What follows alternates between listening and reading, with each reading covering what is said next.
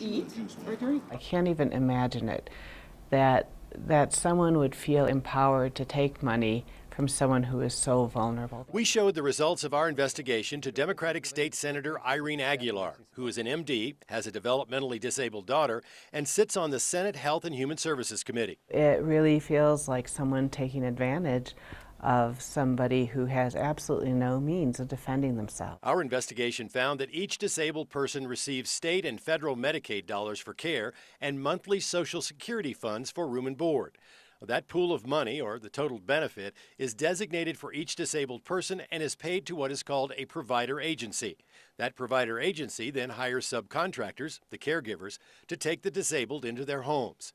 One of the large provider agencies in the state is a company called Support Inc. And we found that it keeps a large percentage of the Medicare money and all of the Social Security money, denying it to caregivers. I'm appalled that that isn't just covered as fraud and consumer abuse right now.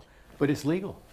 Yeah, that's what's appalling. But what is just as concerning is that our investigation has now found that Support Inc. also takes additional taxpayer money, called Section 8 housing dollars, that is sent directly to caregivers. Contracts with caregivers we have reviewed make clear that this funding is required to be turned over to Support Inc. On the surface, it seems criminal. Really. Republican State Representative Lois Landgraf, who sits on the House Health and Human Services Committee, couldn't believe how much money Support Inc. is deducting from benefits due the disabled. Where is the money going? That would be my question. Landgraf, who herself has a developmentally disabled child, says she would support a bill that would enable the state to audit private provider agencies like Support Inc.